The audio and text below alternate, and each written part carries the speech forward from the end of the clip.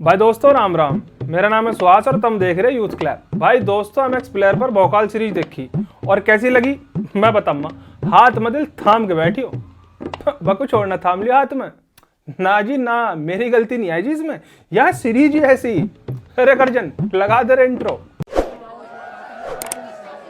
तो दोस्तों ये 2020 में एमएक्स प्लेयर पर धमाल मचाने वाली सीरीज भोकाल के सीजन 1 या 2 को आपने अभी तक नहीं देखा है तो दोस्तों इन शॉर्ट कहानी कुछ ऐसी है कि सीजन 1 के अंदर अपने एसएसपी नवीन सिखेरा साहब हुसैनपुर के शौकीन नाम के एक बाहुबली गुंडे से टक्कर लेते हुए हमें दिखाई देते हैं। तो इस वाले भोकाल सीजन 2 में एसएसपी नवीन सिखेरा साहब के सामने सबसे बड़ा चैलेंज बनकर इस कहानी में सामने आते हैं डेढ़ा ब्रदर्स, जिनके अपराध से नवीन सिखेरा साहब कैसे मुजफ्फरनगर को अपराध मुक्त करते हैं। यही सब कुछ दोस्तों देखने के लिए मिलने वाला है आपको इस सीजन में।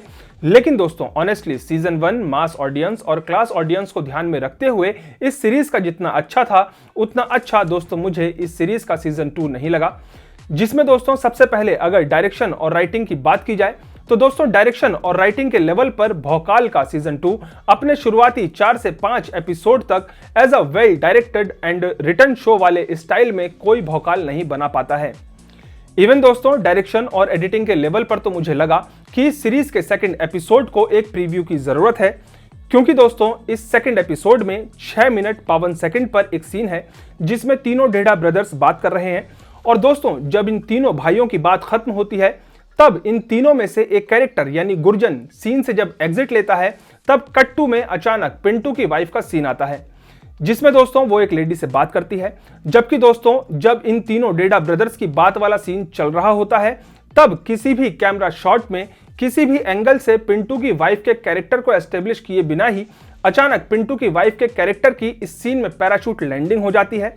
जबकि शायद दोस्तों उस शॉट की कुछ खास इस सीन में ऐसी कोई इंपॉर्टेंट रिक्वायरमेंट भी नहीं दिखाई देती है। इसके अलावा दोस्तों एक्टिंग की अगर बात की जाए तो दोस्तों एक्टिंग को लेकर इस सीरीज के मेन लीड एक्टर्स से जितनी एक्सपेक्टेशंस थी वो तो पूरी नहीं हो पाती हैं। इसी के साथ दोस्तों सपोर्टिंग एक्टर्स की परफॉर्मेंस भी बिलो एवरेज ही मुझे इस सीरीज में देखने के लिए मिली है। और बाकी दोस्तों इस सीरीज के सभी डायलॉग्स को सुनकर तो मुझे यही लगा कि अगर किसी कहानी में या स्क्रिप्ट में किसी मेल और फीमेल कैरेक्टर का कोई इंटीमेट सीन हो तो इसका मतलब ये तो नहीं होता है ना कि आप सच्चाई को दिखाने के लिए पूरा का पूरा पॉर्न मूवी ही शूट कर दोगे। वैसे ही दोस्तों इस सीरीज में ये बात ठीक है कि आम बोलचाल की भाषा में डेढ़ा ब्रदर्स जिस तरह के कैरेक्टर्स हैं वो गालियों का इस्तेमाल कर सकते हैं। लेकिन दोस्तों इस सीरीज में डेढ़ा ब्रदर्स के कैरेक्टर्स के लिए इस सीरीज के राइटर्स ने इतनी गाली लिखी है, इतनी गाली लिखी है, इतनी गाली लिखी है कि सुन के तो भाई समझ में नहीं आता कितनी गाली लिखी है? भाई मेरे गालियों की दही चाट क्यों बना दिया सीरीज है? क्या जरूरत थी इसकी? बाकी दोस्तों देखो हम खानदानी फिल्म क्रिटिक तो है नहीं जो रेट करेंगे सीरीज को, क्योंकि भाई एक वीडियो तो हमसे बनती नहीं, उसमें कई दिन बीत जा हमारे तो तमीज से खोजबीन करने में। लेकिन दोस्तों फिर भी आज दिल से आवाज आई कि इस सीरीज को रेट कर दूं है, क्योंकि एक्सपेक्टेशन बहुत थी हमारी। तो दोस्तों कुल मिला जुलाकर इस सीरीज को मेरी तरफ से 10 में से 5 नंबर, और ये 5 भी नू दिए जा रहे भाई। क्या क्लाइमेक्स ठीक ठाक है, जहां जाके बात समझ जा। तो दोस्तों यह थी सारी बात, ऐसी लगी हमें यह सीरीज।